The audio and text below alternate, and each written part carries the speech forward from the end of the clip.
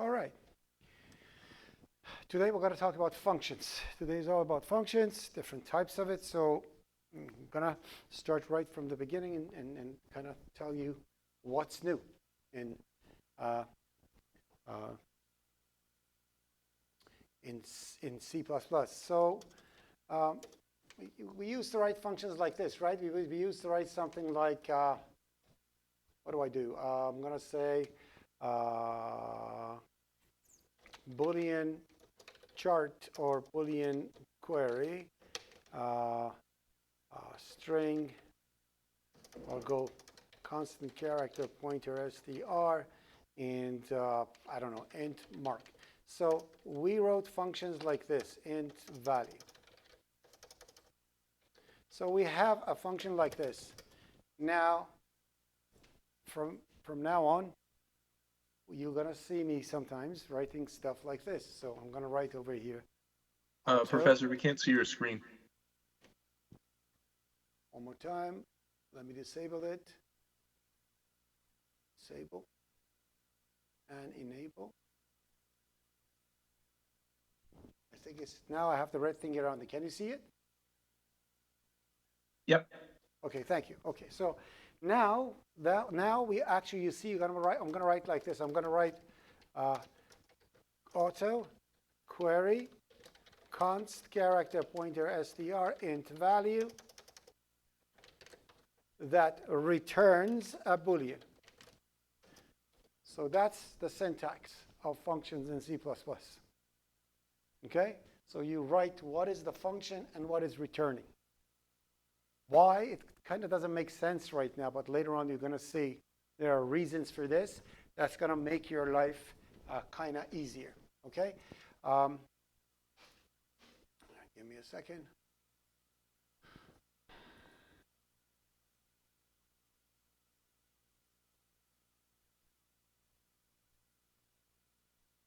So where was it?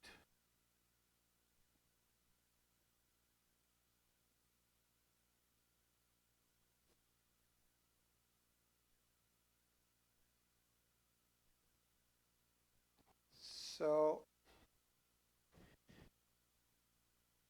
very first thing that comes to mind is something like this. When you have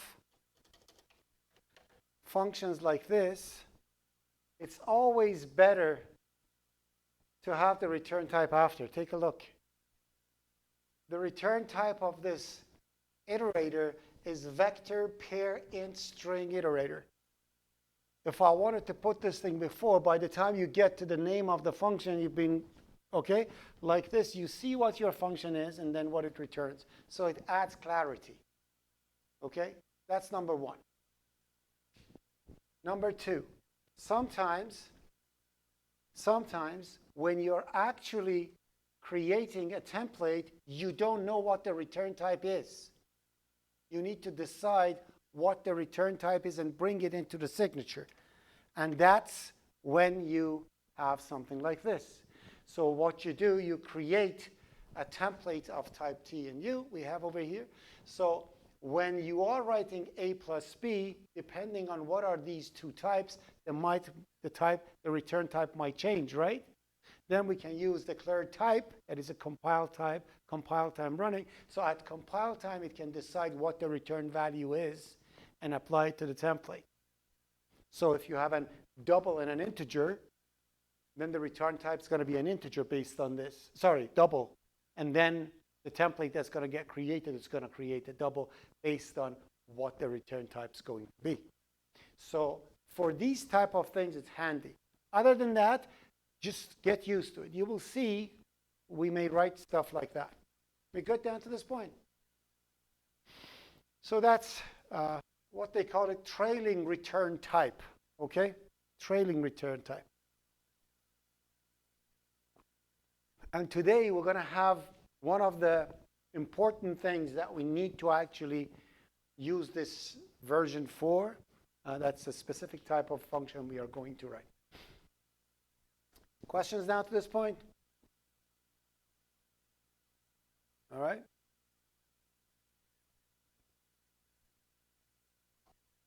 Next.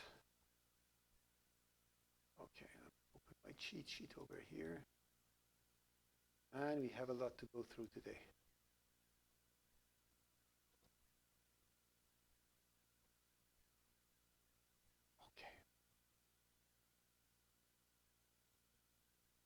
Okay. Let's go back to OOP244. Remember we used to write foolproof data entry programs we've written? Remember that? Like foolproof data entry? And yeah, like something like this.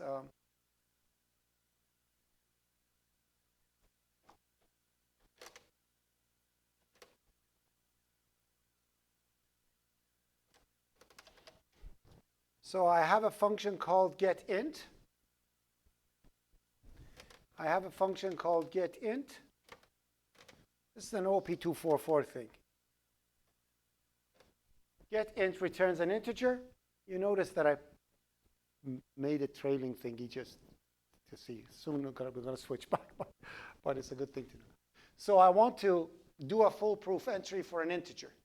So I get the integer. If cin fails, I'm going to clear it and say invalid, try again. If it doesn't fail, I'm going to take a look at the next character coming in. Is it \n? If it's \n, it means they only entered an integer and no garbage after. So if they didn't, I'm going to say, hey, only an integer, please. If it's not \n, it means they wrote 20 and they put a space after, or they put some garbage after. I want only an integer. So if it's not an integer, I'm going to say only an integer. Other than that, I'm going to check to see if the thing is an adult. So I want to do some kind of a validation too. So isAdult up there is a function that I have written. If it's between 18 and 65, I'm going to call it an adult. Okay? So now if it is adult, done is true, we're good. We can get out. If it's not, it's going to say no children or seniors, yada, yada, yada. And it's going to ignore anyway. Because if it only reads an integer, there's one integer, one \n. If there's garbage after, there's lots of stuff. Anyway, it's going to ignore 10,000 characters and stop at \n. And it says while not done, and it keeps going like that. This is my style. I hate to sit over here and think about the condition and try to write a condition that is a condition that is a combination of 5 different things and see which one is true and false, and they confuse at the end. I always put a flag and set the flag as I go through.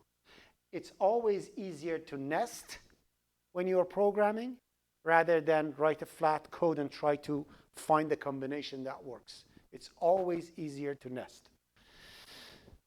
We good with this? Any questions on this?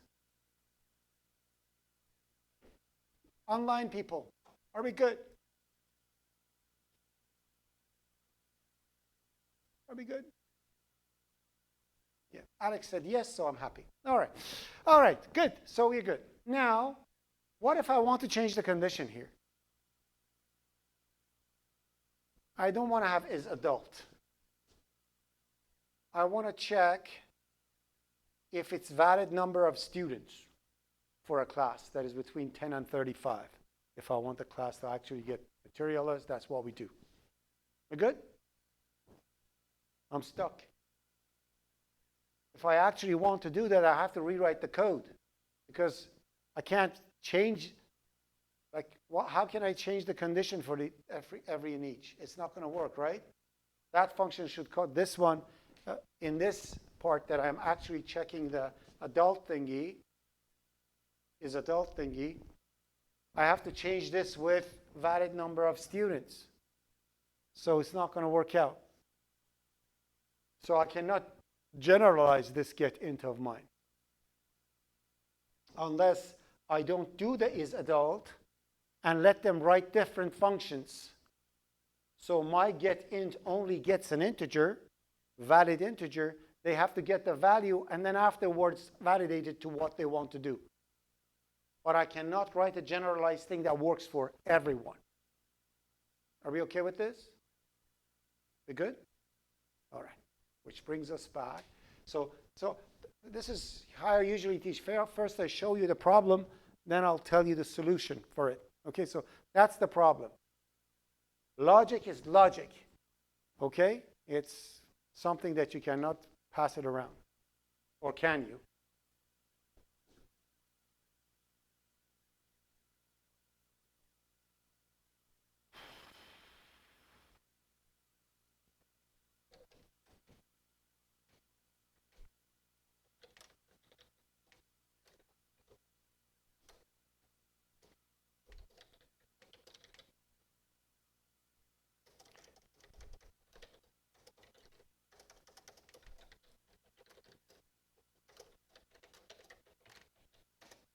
All right.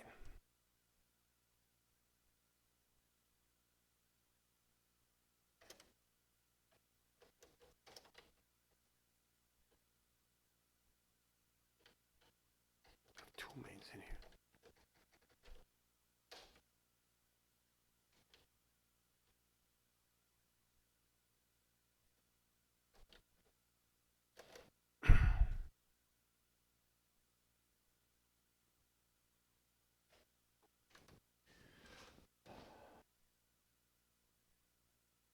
So remember when we were talking about arrays, we said that when you create an array, the name of the array carries the address of the bunch of address of the data in memory. Do you remember that? Okay.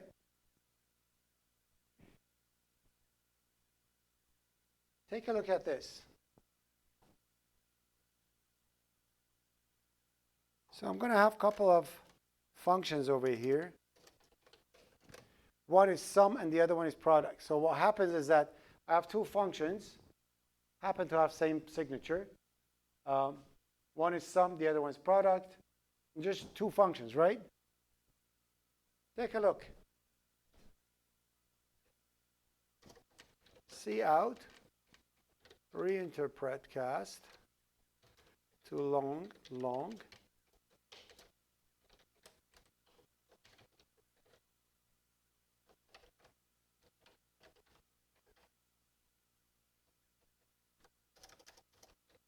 What am I doing here?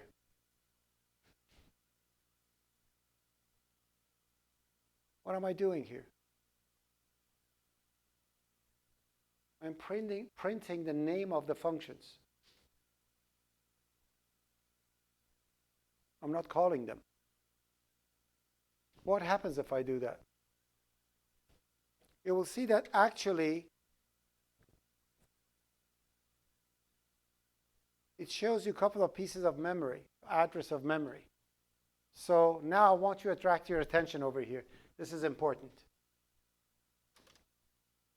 Everything in computer science is data. Well, we have two different types of data in our mind. One is the data that we process, like an array, series of student numbers, marks in a test, things like that. The next data is the logic that we write to process that data. But that is still data, and it's in memory.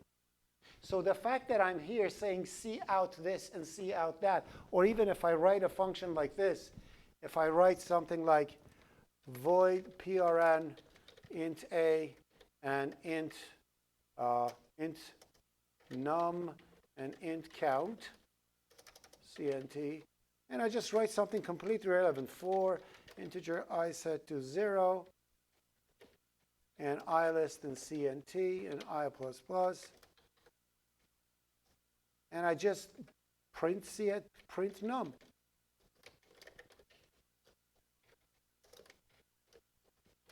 It's just, these are just three functions, right? And if I do that, that's still going to be another function that is somewhere else in memory. So if I run this, you will see that that is essentially another piece of memory. So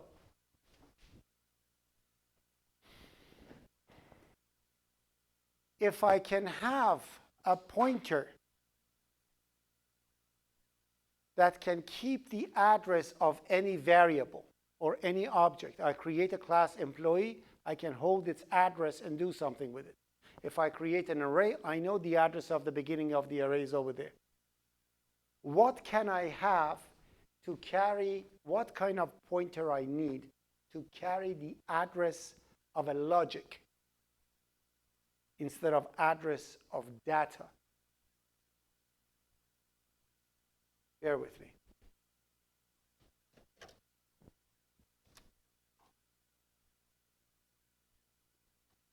So first, I need to tell to the compiler what is the signature. So what is the signature? The signature is void. In here, I have some name, yada, yada. I don't care what it is.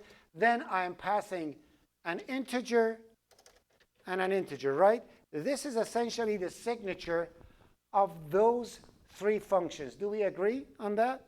Are we okay? Right? Now, all I need to do to tell to the compiler that, hey, this yada yada thingy that I'm writing over here, I want it to be a variable to be able to hold the address of any function with this signature. Because that's essentially what a function call is, people. When you call a function, what do? You put the name of the function, then you put parentheses in front of it, right? When you want to access the element of the array, what do? You put the name of the array, then you put square bracket operator in front of it. That means that you're telling to the compiler, I want to go to this address, skip these many types, and receive that element's value. When you put the operator, that is parentheses, in front of an address, you are telling to the compiler, I want the execution to jump to this address. Hence, a function call. So now, in here, I'm going to call this an FPTR for function pointer, and I'm going to put an asterisk beside it. Problem.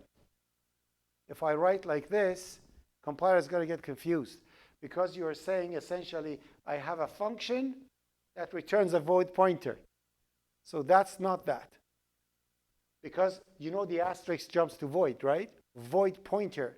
I want the asterisk to come to here, not to stick to the type. So what do?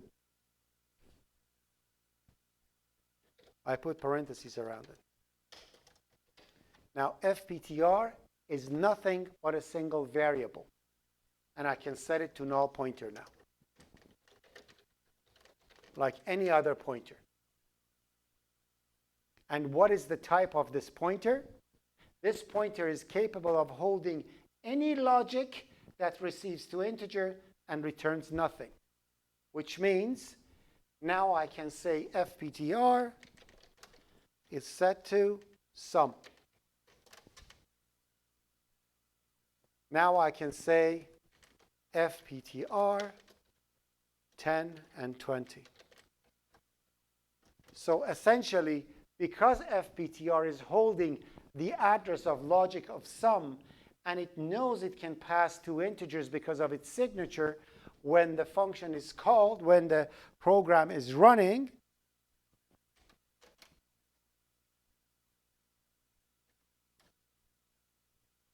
when it comes over here, it actually goes to the address of that function and calls that function. Now I can change that to something else. I can say FPTR is set to PRN. Now I'm going to say FPTR 10 and 20 again.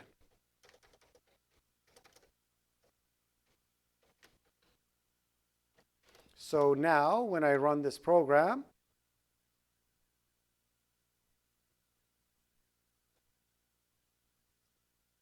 the first function call, oh, it came over there, sorry. Stop, one more time. So when I run this program, when it comes to sum, it sets FPTR. So when we look at it, it's going to say it is, take a look at what it's, oops, mouse is moving. I want it not to move so I can. Take a look at it. It says, you look at this. It says MD May26 .exe exclamation mark sum int. That's it tells you that this FPTR holds the address of sum int in DM26 executable file. So it literally tells you where is the address of the logic. And when you go to it, it literally runs that, which is the sum of two. Now it is holding the address of PRN in that one, and now it actually prints 10, 20 times. The signature of the two functions are the same, therefore it can carry it. Are we good down to this point? Are we okay?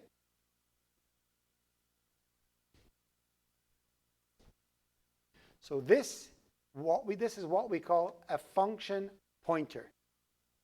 A function pointer, was that a question? Go ahead.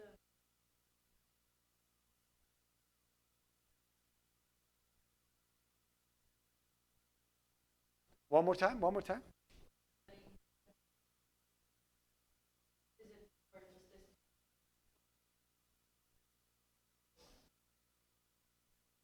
This is a pointer. I can set it to any function that receives two integers and returns a void. And when I do that, it's going to act like that. Any. The first one was doing a sum. The second one was doing a print. Two completely different things. But they both receive two integers and return a void. Okay?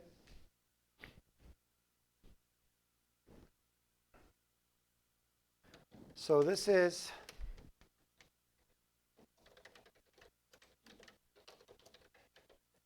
function pointer syntax. Well, what we can do over here with this is an amazing thing. First of all, you can serialize things very nicely.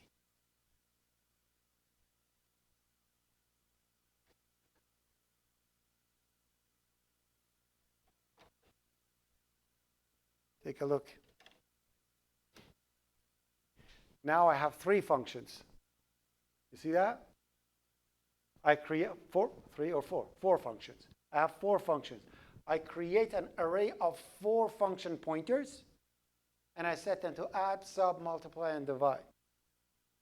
Now what I can do, I can pass through the functions one by one and call the functions in a for loop.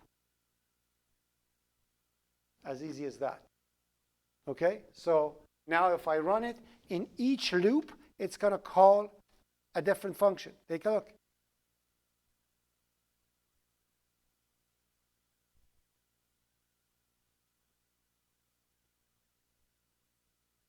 First of all, I set the array. So now, array 0 is add, array 1 is sub, array 2 is multiplication, array 3 is division.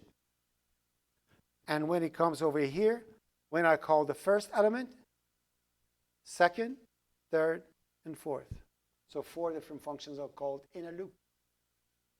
Okay? But these are all party tricks, but we don't want to do that. I want to see what is the usage for this.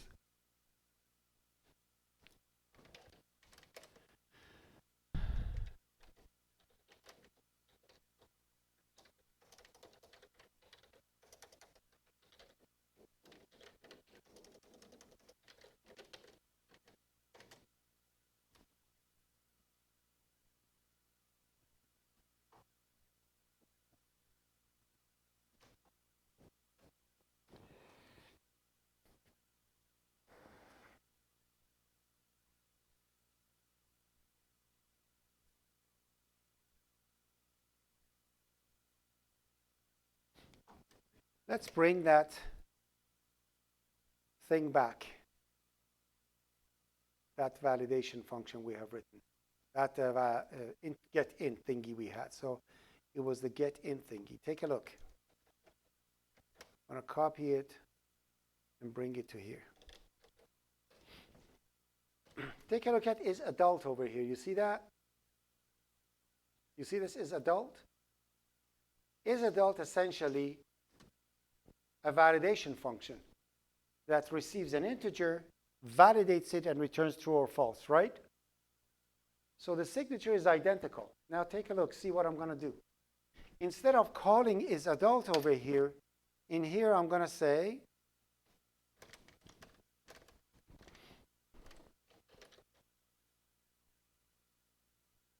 let's not make it complicated. So in here I'm going to say Boolean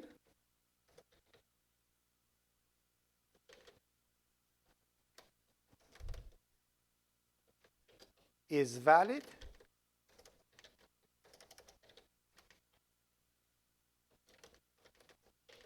that returns an integer. So what happens, the getInt of mine is receiving an address of a logic that accepts an integer and returns a Boolean. Then In the condition that I wanted to say is adult, I'm just going to say is valid. And I'm going to pass the value that was numbered. Now that I have that, in my function call, and let me put this thing over here. So this is bool.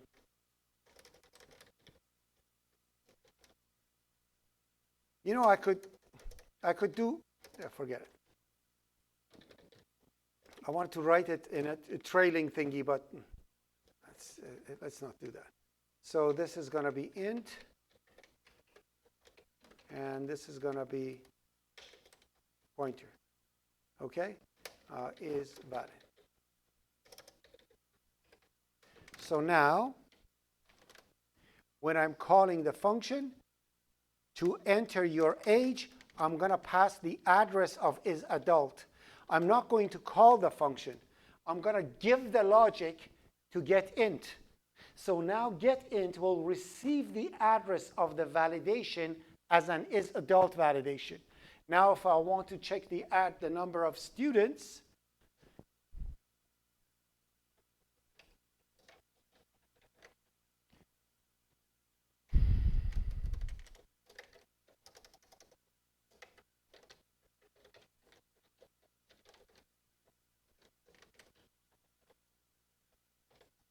now I'm going to pass valid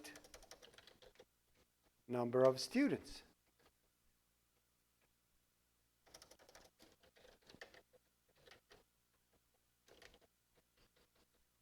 I'm doing age again? No. STNO. So doing so, I'm calling the exact same getInt function, passing valid number of students to. Problem solved. Now I can have one function written, and I can just write the logic that I want, and the logic that differs, it has the same signature for everyone. And if I want to, I can change that integer. So for this, when I run it, 3 years later, age, I'm going to put over here 400, so it's going to say no children or seniors. Okay, 400 years old. I should have made the validation a little better. But anyways, I'm going to put over here 30. Now it passes. Number of students. Now in here, if I put 400, no children or seniors. So as you see, error message is not still good, right? So for the error message, what I need to do over here, I have to say invalid value. Now it's generalized for everyone. So now if I actually write over here, I don't know, 90, invalid value. Now if I put 30, that's fine. Now if I, for number of students, if I put over here 50, it still says invalid value. And when I put 20, now it passes. Okay? But we can fix that. We can make that even better, which is, so this is,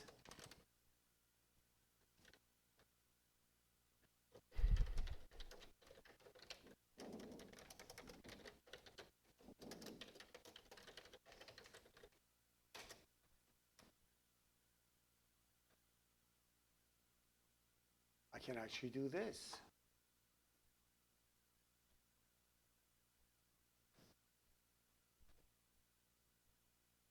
Now that I'm designing something nice like this, what I can do is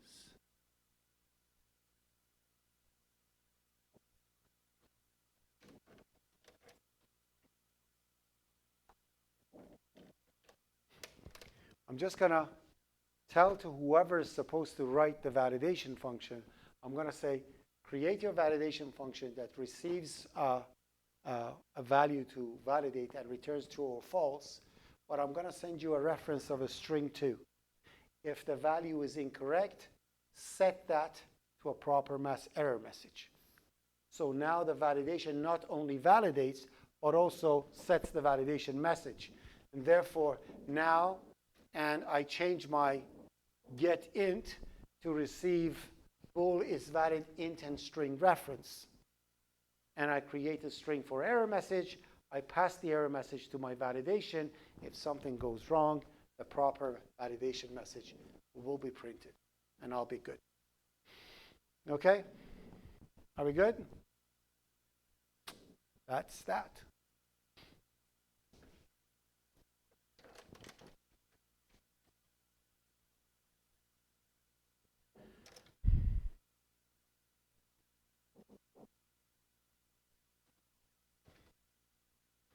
All right.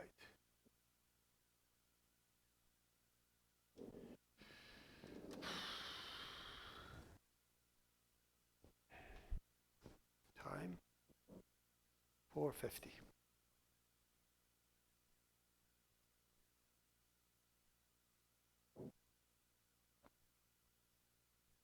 Remember the integer value integer array that I brought it in and we changed it to a template? Was that an array? No, it's a class, right? What made it look like an array was the index operator that we overloaded. Are we okay with that? Hopefully we're okay with that, right? So what I'm going to do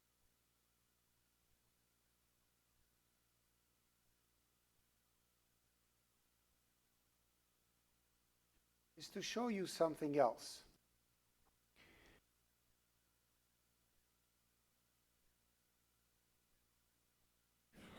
I am passing the logic of an array of a function to another function to make that function be able to do different things based on new circumstances. This is pure C. This has nothing to do with C++, by the way. What I've just showed you is like ancient C, first C thingy that came out.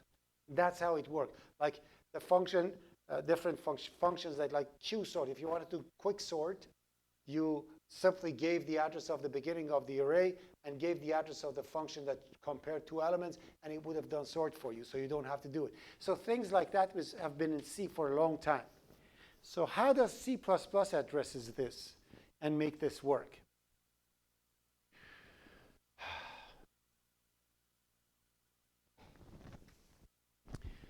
C++ says, the marvel of my logic that is added to C is object orientation, which means I can add methods to a class, right? And you can make that class do whatever you want to do using operator overloading, correct? We created two classes, called it containers, then overloaded the plus operator, so you could literally have two objects of type of a class around a plus operator as if you're adding two integers. They're not integers. They are classes. You are calling their functions, member functions. Do we remember that from 244? Okay.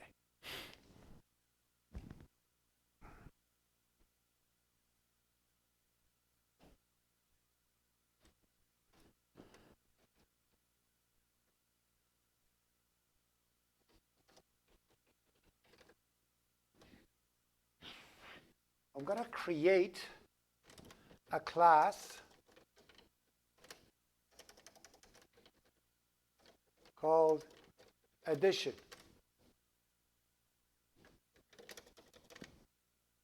Okay?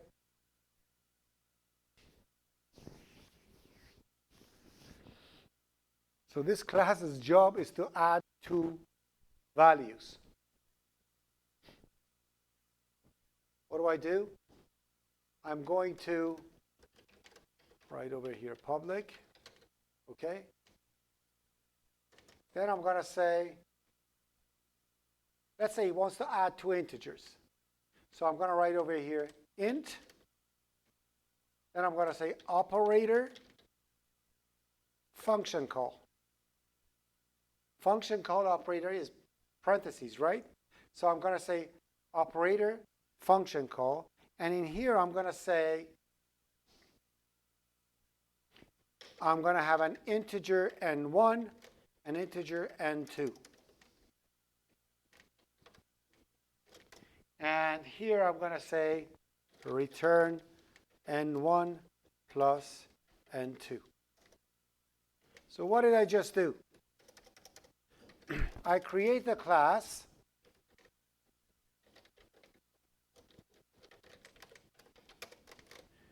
addition, and I'm going to call the instance of this one add. So add essentially becomes an instance of addition. What kind of operator I overloaded for it? Function call. What does my function call receive? 2 integers. So what I can do is this.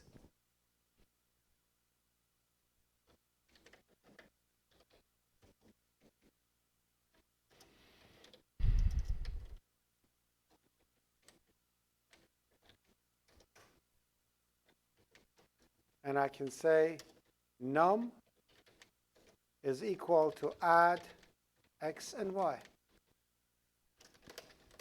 So the add that you are seeing over here is not a function. It's an object that has function call operator overloaded in it. As simple as that. These type of objects are called, type of objects are called function objects, or we call it functors. What benefit does it do? I don't need to have function pointers anymore. I can simply add whatever I want as a function operator over here, create an instance of the class, and pass the class. And by definition, the logic will pass through with the function. And the good thing is that now I can do things with this. I can have something like size t, number of calls.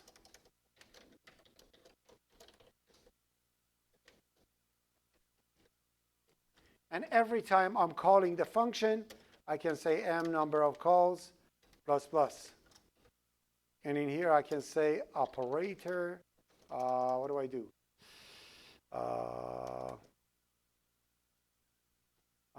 Size t, number of calls. Const, and I can return number of calls. So now, in here, I can actually say, call the function 4 times, and I'm going to say cout add is called add the number of calls times. Because the add is not a function, but it's a functor, which has state. It has all the things that you can do with a class. The only thing additional to a class it has is a function call operator. And functors can be the function call operator can be overloaded for any class. So a class you can have that has many things to do, and also it has that feature. By doing this, I can actually make logics passed around using objects. As simple as that. So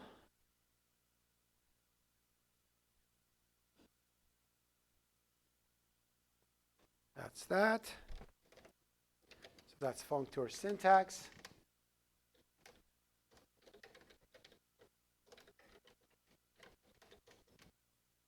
Okay.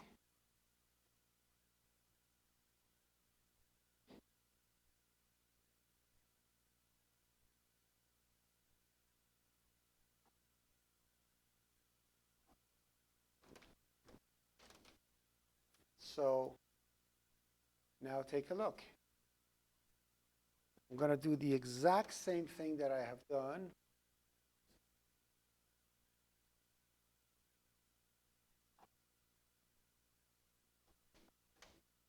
In here with a functor for sorting. So as you see, I create a class called compare. And in class called compare, I have an order. An order can be ascending or descending. And I do a function called operator with two references, and I'm going to say order is, if it's ascending that, if it's ascending this. So essentially, the operator for comparison based on the order that I set changes the order.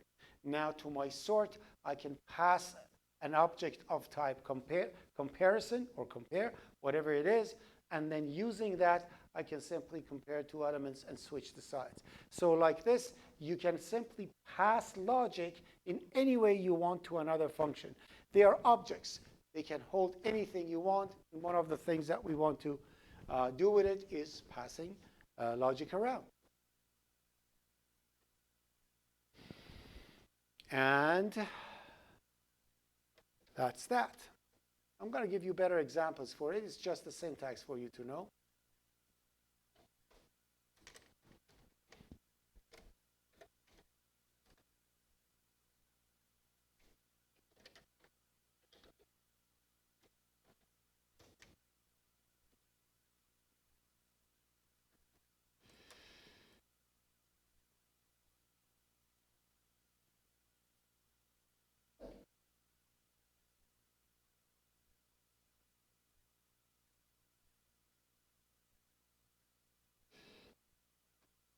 Just a second. I want to see what I have over here. Next thing I want to show you is another type of functions that is kind of revolutionized everything in C++.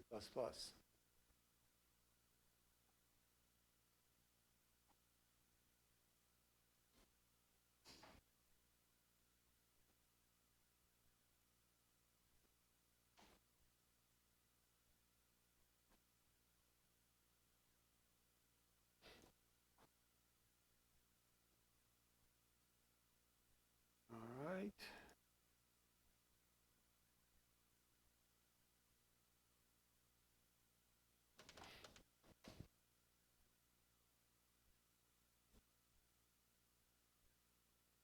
Sure.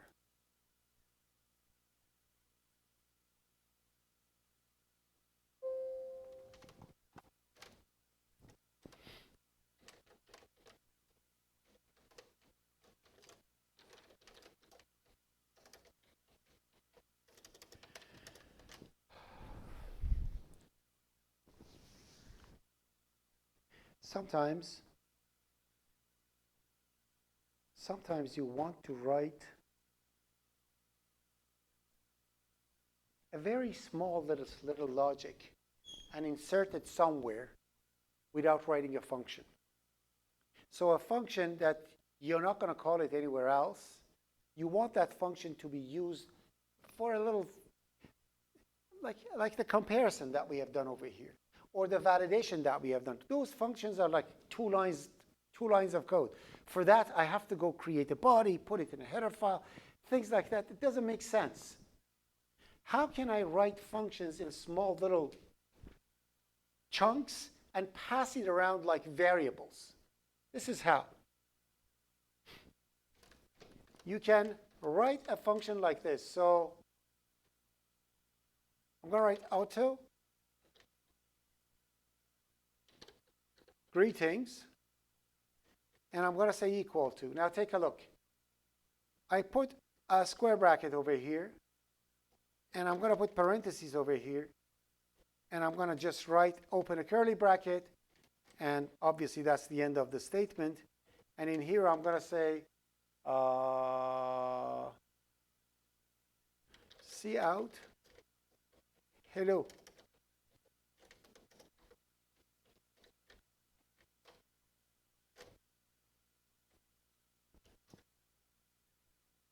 This is called a lambda expression. A lambda expression is a small function that you can insert it into a variable, and then you can call that variable as it's a function. So now I can say over here, greeting,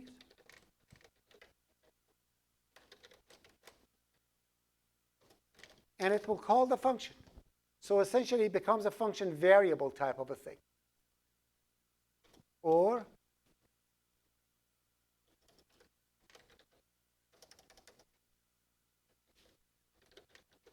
repeat integer num character ch, and in here I'm going to say for. I can actually do this. For integer I set to 0, I less than num, I plus plus, cout ch.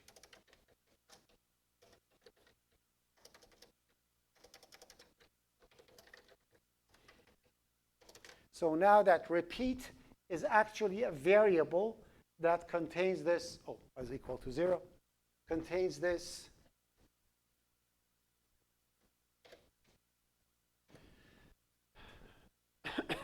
that contains this logic for me. So now in here I'm going to say something like repeat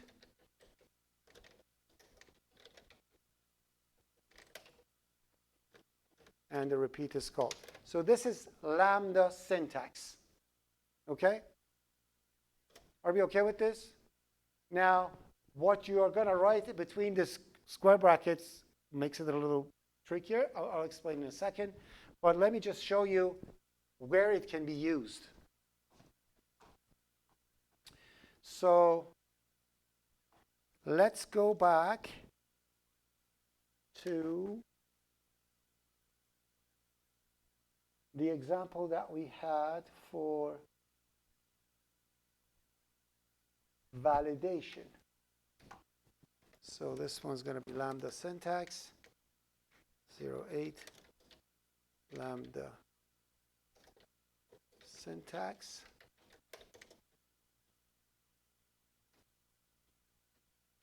Let me open that. What was function pointers? This is the one. So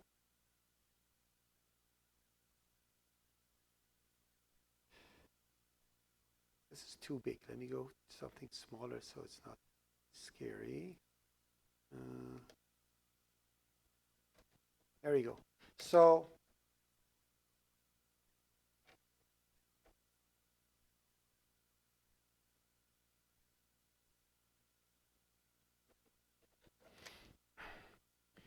remember what we wrote over here? Actually created the getInt that receives an address of a function. And we passed, I put over here is adults and valid number of students, right? Now let's say I want to have cout enter mark. And in here I'm going to say integer mark is set to getInt. Now I want a valid mark being passed to this. What should I go? Go create a function like these. Start writing valid something and then call that. It's just a one-liner function. All I need to do over here is create a lambda. As simple as that. So just create a lambda like that. And in this lambda of mine, all I need to do is to receive an integer num. And in that integer num, I simply say return num being greater than or equal to 0 and num being less than or equal to 100. Done. I don't need to write a function anymore.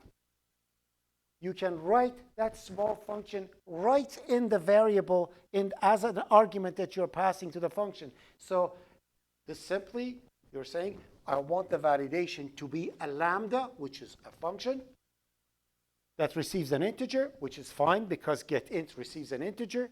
And whatever the return is automatically the return value. Now, if you wanted to kind of emphasize that, hey, this is returning a Boolean just in case, you can always do bool like that. There's no problem. And that's why auto and, what should we call it?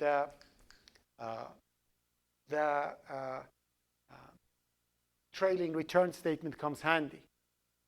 Like, for example, if you're returning a pointer over here and you want the pointer to be true or false, you had to mention it so it becomes so it casts it. So now I'm telling this function returns a Boolean. Even if this is not a Boolean, it will be casted to a Boolean, and therefore it's a match. So lambda expressions are beautiful when you're working with functions like that, and you will see soon that you are going to do complex tasks that is extremely complicated using SDL algorithms, and as arguments you're simply going to pass small lambdas that do that little tricky thingy that it's supposed to do inside the ginormous application, and that's how lambdas work. Are we okay with lambdas, hopefully? All right. Save. So this is going to be 09 lambda in action. And after this, there are going to come some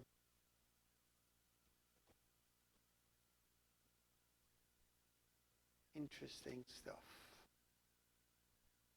Copy.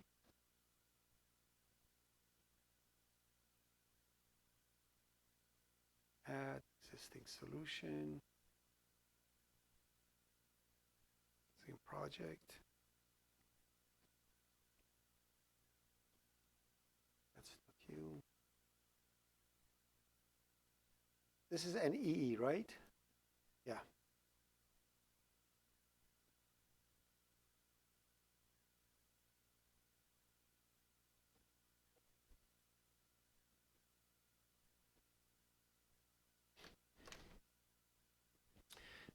To demonstrate this, we're going to go for a break and come back. So give it like 5-10 minutes.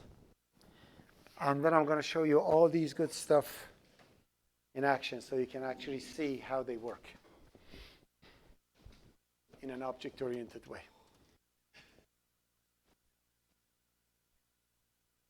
Pause. I hate this late evening stuff for programming subjects. Even the best students go deep in comma. All right, first, let's go through lambdas and tell you exactly what it is and what the syntax is, how it works.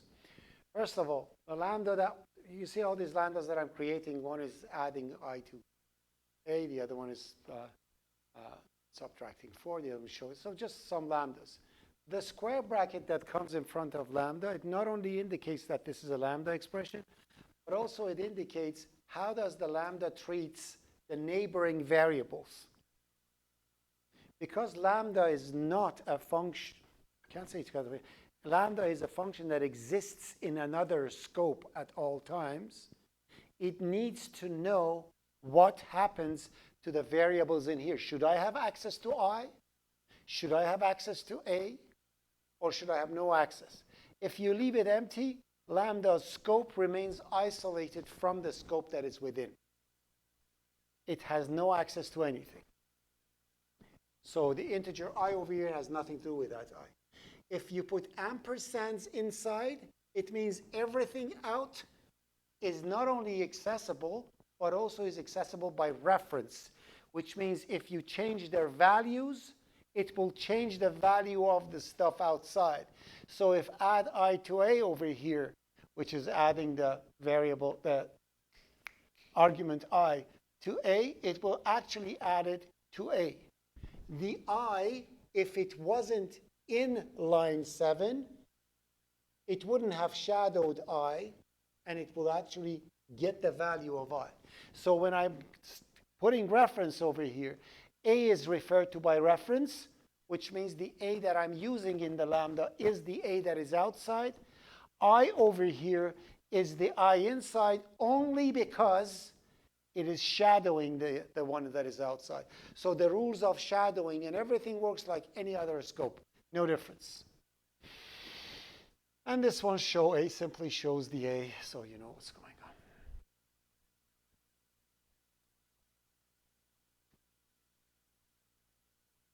Now, as you see, I am just calling a lambda just by itself. Look at line number 16. So I created, and look at line 19. You see parentheses at the end of this lambda? This is actually calling the nameless lambda that I have. The assignment inside the square bracket means accept everything by value. It means it will get a copy of everything outside, and if you change it, nothing's going to happen. Of course, I have an integer I over here that shadows the I outside, no problem. But the A in here, if I changed it, the A outside wouldn't have changed because it's by value. So remember, if you have ampersand, all the neighboring variables are accessed by reference. If you have assignment, they are all accessed by value, which means they are copies. And now, as you see, I'm just drawing. This one is just drawing some asterisk around. Now you can go more in detail. So I can have something like this. And you can separate them all by commas. So I'm going to say reference and value. I'm saying the reference and value lambda accesses I by reference and A by value, which means it receives the A, it has access to the A that is in the neighboring, but if I change it, it won't do anything. It will access the I and add to its value by reference. So that's that. And the same thing over here. So A is by reference, A is by value, I is by reference. And finally, at the end, at line 42, access everything by reference except A. A is by value. So if you have lots of variables, neighboring variables, you want to be able to change everything except one of them, you put like this, everything by reference, A by value. In here is the exact opposite. Everything by value except I, that is by reference. And so on and so forth.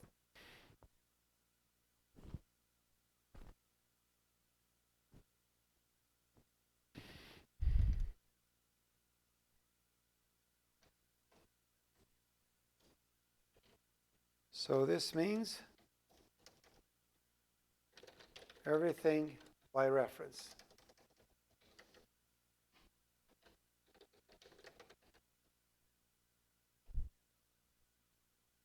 This is everything by reference. So this means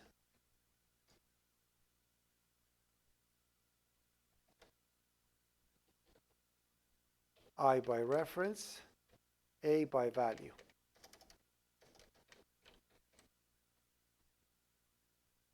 Same, I'm not going to repeat that. Now this is important.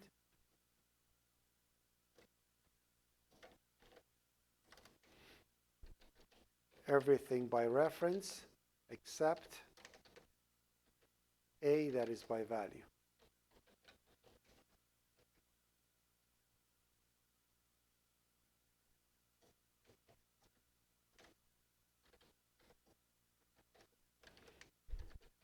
Everything by value except I, that is by reference.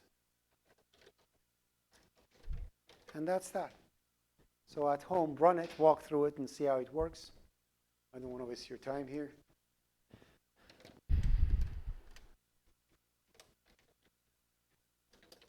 Lambda in detail.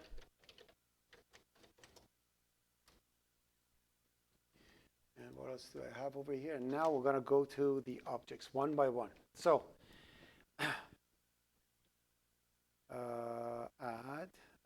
run as, I don't know if I'm going to execute all of them. I'm just going to show them to you one by one. So I essentially used everything that I taught today in one class in many different ways. So please go through these. I'm going to explain them to you one by one. But what I want to ask you is to please go through it. So the first one is just So essentially, I create a class called integer. Its job is to hold an integer, validated integer, let's call it. The first one is just an integer, okay? And it has a get and a put, and receives iStream and OStream. And take a look at the get and put over here.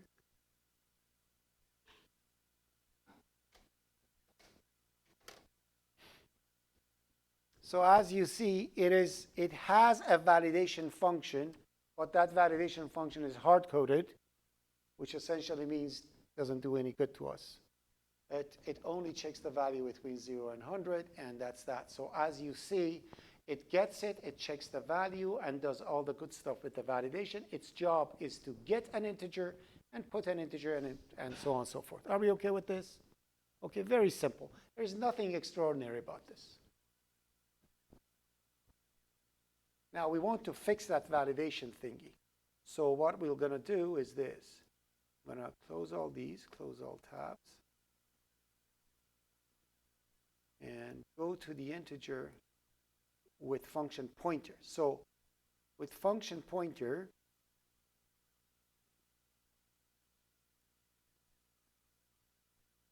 for some reason, I can never. Okay, so let's start. So now take a look. Look what I've done different over here. Instead of having a validation function inside the class, I created a validation function pointer, which means it doesn't have a logic. It only has a pointer that returns a Boolean, a pointer to a function that returns a Boolean. By default, it's null. It receives a value and sets a string to message out. This is one of the habits that I have that many don't, and it's came to my rescue a lot. Many dear programmers and colleagues, when they create stuff like that, they don't put the name of the variables in the prototype because it's not needed. They write it like this.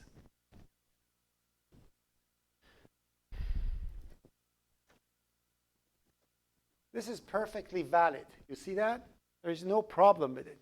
Problem is that when you don't put the name of the argument names, it becomes vague. You don't know what the heck is that thing for. So not only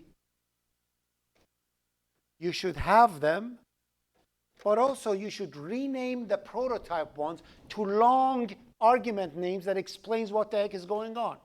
So in here I'm saying this is a validation function that validates a value and sends a message out based on validation. Okay? So now that I have this, my constructor not only receives an initial value for the whatever it's supposed to, but also it can receive the address of a validation function and do the validation with it. The rest of the code is exactly the same. There is no extraordinary thing happening over here. The only thing that I have is that I have a set function to set the validation logic if I want to. And my get function works exactly like the other one. As you see, it says, receive this. Sorry, I wrote it a little cryptic, but you need to get used to it. So I'm saying, get the value. Done is, if I don't have a validation function, which means this is null. So if it's null, I don't need to do validation. I'm good. Go. If this is not true, if it's false, then it's an OR statement, lazy evaluation. You all remember what lazy evaluation is, right? Who doesn't know what is lazy evaluation? You know what's lazy evaluation? So why don't you say no? You just look at it. Who doesn't know? You know what lazy evaluation? Lazy evaluation? Lazy evaluation? Lazy evaluation? Nobody? You know what lazy evaluation is. Okay. So lazy evaluation is this. I know it's, but anyways, I'll explain it. So this is a light bulb. Sorry again for my lack of artistic skills. This is a light bulb, okay? And it comes over here and it gets connected to a switch, goes to another switch, comes over here, gets connected to a battery, and goes to the next one. This is switch A, this is switch B. Okay? For the light bulb to go on, switch A and B, they should be both true, correct? For it to go on. Do we all agree? Okay. Now my question is, if we don't know what is this, if we don't know what is the state of B, but we know state of A is false, do I need to check the second one to know if the light is on or not? That's lazy evaluation. So that's how C does all its decision makings. If the first one is false and anything, the rest will not even be evaluated. If it's an executable statement, it will not get even executed. That's lazy evaluation. So you can use lazy evaluation for ifs.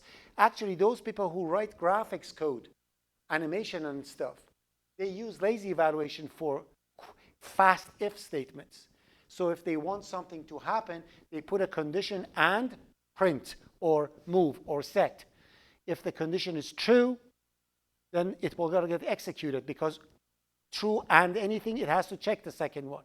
If the first one is false, it's not going to get executed. So it's much quicker than an and, because it's a statement. There's no jump up in it. Anyways, so this is lazy evaluation for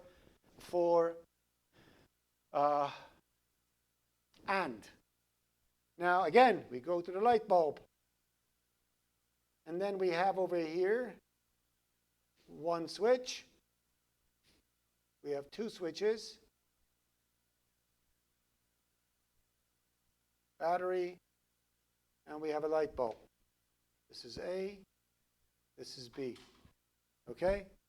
For this thing, that's a beautiful B. Anyways, for this light to go on, either A should be on or B, right? The only way it can go off is for both of them to be off, right? Now, if I don't know what is this, and this is true, do I need to check the second one to see if it's true or not? If A is true, do I need to check the second one to see light is on or off? No, light is on because the circuit is closed. It doesn't make any difference if it's true or false. That's lazy evaluation for OR statements. So in OR statements, if your first logic is true, it ignores the rest. Okay?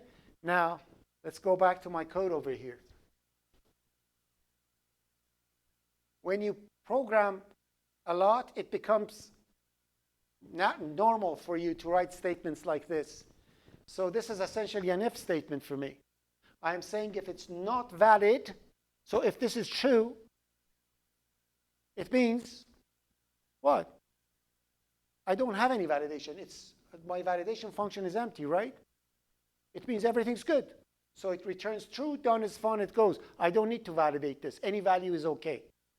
But if the validation function exists, this is a true statement. Not true is false. False or it has to check the second one. Therefore, validation function will be called.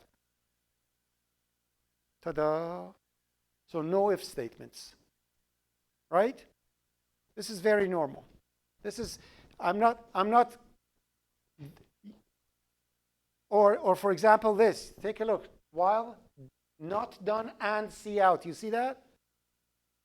I want to print a message when it's not done. I want to print the error message when it's not done. Am I writing an if statement? No, it's a waste of time. I'm saying while not done and, I know see out always returns true.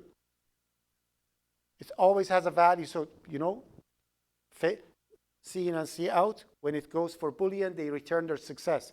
Cout is always successful. It's impossible. Otherwise, unless, I don't know, how the standard output go bad, I don't know. So anyways, so I'm going to say not done and. So if done is false, then true and, it has to check the second one. Therefore, error message is printed.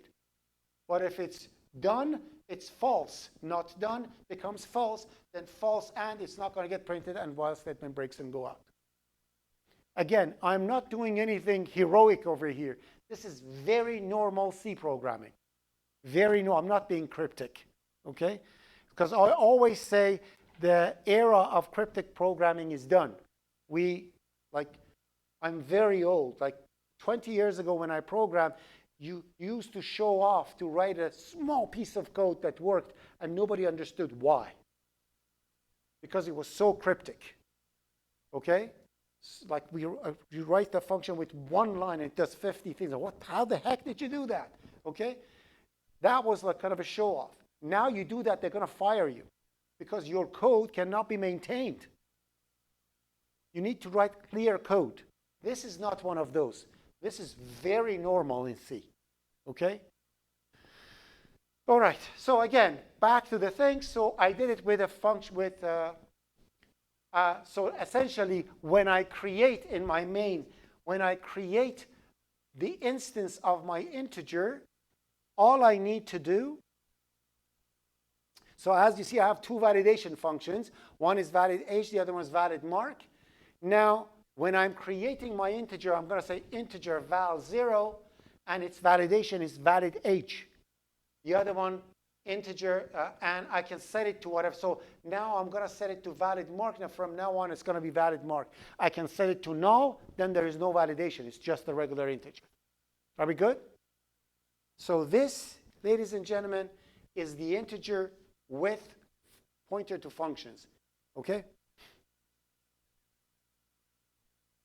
Next. And people at home, I hope you're all okay and everything is fine and dandy.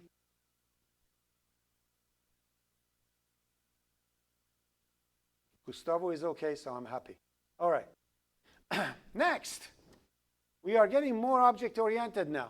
Now we're not going to have any functions for function pointers for validation because that's not object-oriented. You don't want standalone functions. So what you do, we create a validation functor, which is essentially a class for validation. So first I have an interface. So with my interface, I'm going to say all classes for validation must have number of validations. Like you want to do passwords, you want to make sure it's not more than 3 times that they made a boo-boo. So you want to be able to count it. So all validation must have number of validations set, and they must implement an operator, a function call operator that returns a Boolean, receives a valid, and a message out. That's my interface. And what I'm going to do, I'm going to use my interface in my integer entry. Anybody who wants to use my integer entry must implement my validation function to whatever they want. So they are implementing my validation function to a valid age that is a public inheritance out of validation. It has minimum age, maximum, so it has lots of other stuff. And the valid, you actually set the validation with the thing that you want because it's a functor, right? It's an object. You can set it to anything you want.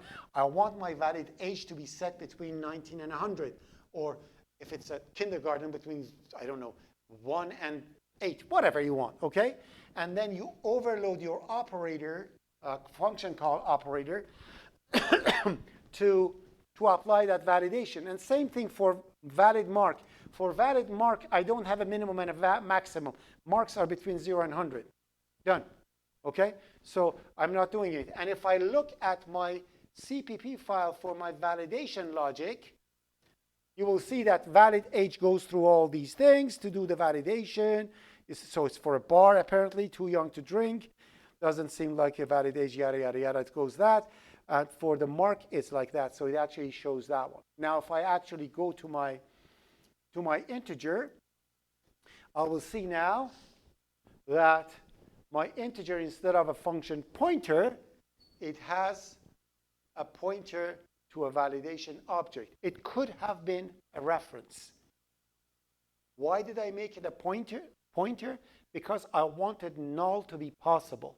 I wanted the integer not to be validated at all. If I make it a reference, I couldn't. Reference must refer to something, but pointers could be blank. That's why I have set for validation and all the good stuff.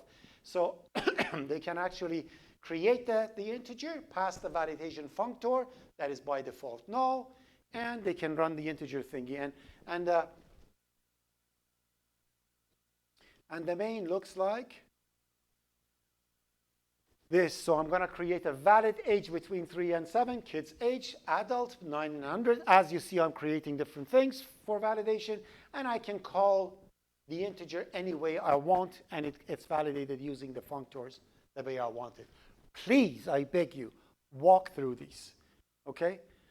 I wrote this specifically so you have the exact same logic working with 5 different tools of C++, and I want you to actually go through it to understand the differences. Now, these are for complicated validations, but what if my validations were not as complicated? That's where lambdas come through.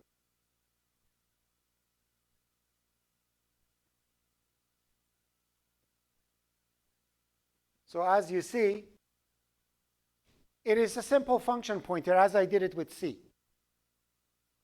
as I did it with pointer functions. So what I have for my integer object is just a function pointer. But when I'm actually using it, instead of creating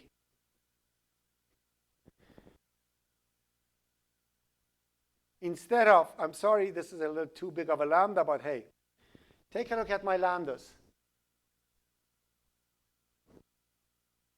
You see? I'm creating my first integer mark, 0, and this is the validation logic for it in lambda. So I just create the validation logic right in a function in object creation, and I'm not passing it to anything. So it's just in my object creation. And the same thing for age. I'm sorry, it's too big. This is wrong.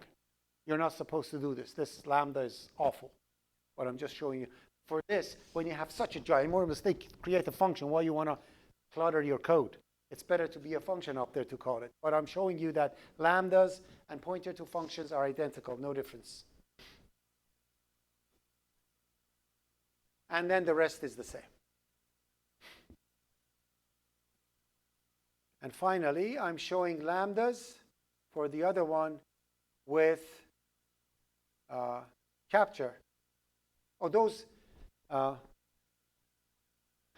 things that you write in square brackets saying how to access the neighboring stuff are called capture clauses. So that means your lambda, how does your lambda captures neighboring variables?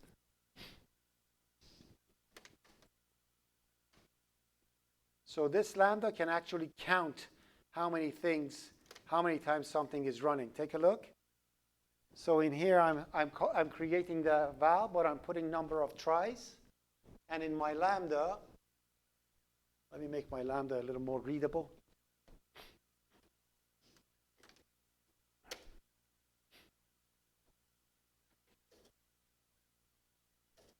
So that's my lambda. So I'm having a number of tries, and I'm going to say my lambda accesses the neighboring stuff by reference. I set that to 0. Then I'm going to say invalid mark, yada, yada, yada. I set the value to that. The number of tries is added by 1. Then I am returning a true or false value. So over here, I can actually see how many times it's tried, and I can use that try variable to say you tried too many times, things like that. So you can actually do that. And that's that. That's the whole thing about functions in C++. The exception handling, I'm not going to explain now because I want everybody to be in class. Because essentially, I teach it using demonstration of a ball game that you throw balls. So for that, yeah, I want everybody to be in class, not 7 people or 8 people.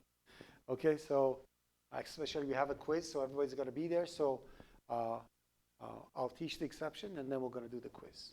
Okay? So tonight, I don't know if I'm too tired. Tomorrow, you're going to see a test becomes available in quizzes that it says the name would be, let me see if it's here at all. If not, I can bring it from last semester and show it to you. This is going to become available, and I want you to go through it. You have to do it, and you have no idea how many people come and they say, oh, we didn't do it, and please, and so on and so forth. So I just want you to please look at this. Let me see if it's here.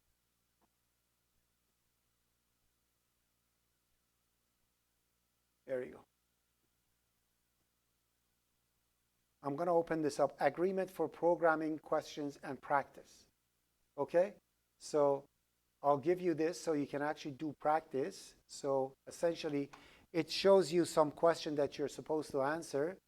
And I love the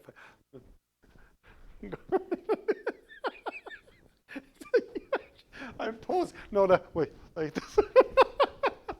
Okay, so for people at home that they don't know why I'm laughing, somebody's taking a picture and I'm posing.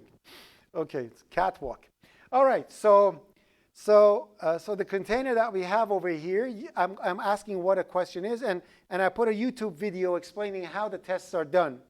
Okay, and then in here I'm saying, I have watched the above video and learned how to answer programming question in tests and quizzes. I agree that if my submitted code is unorganized with flat or put indentation, it will not be marked and will receive a mark of 0. And you have to select A. If you don't select A, no programming question will be open to you. This is a precondition for it. So I want you to go through this, see how it works. So when you come, and the first quiz, I'm always very open-minded, and if you make boo-boos, I'll explain to you. So but the second and third, then you got to be careful. Okay? So I'm going to make this available, and you'll do it. Because it's already here, you're going to have it tonight. So I go home, I make it available, make sure everything's good. Practice, and I'm going to make the attempt like unlimited. So keep trying and see how it works. One key factor is that when you're submitting the answer, look at it. If you see its syntax highlighted and it's properly indented, you're good, don't worry. Okay? But if you see it's flat like that and things are not clear, then you're in trouble. Are we good? Questions? Suggestions? Objections? Online people? All good? Gustavo is good, so we are good. So one person is answering me. It's Alex and Gustavo. The rest are deep sleep. Oh, Eric said thumbs up too. Good. Fantastic. Thank you, everyone. Have yourself a beautiful day, and I'll see you the day after tomorrow for our glorious quiz. Hopefully, everybody's going to get 100% and pass. Oh, by the way, you're going to get the question too. So I'll have an announcement of what the question is going to be. So I'm going to give you a ballpark of what the question is. Practice it and answer it, hopefully with a very good mark. Be done with it. Have a good day.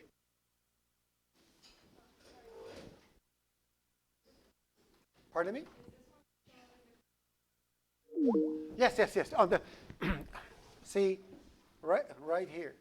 You want me to bring it out so everybody can see it? I don't know. So it's under quizzes. And there you go. You see that? So I will actually create an announcement and mention that under quizzes, you have this. Please do this before the. So I'll do it as soon as I get home. Hopefully by like 10 o'clock at night, it's going to be ready.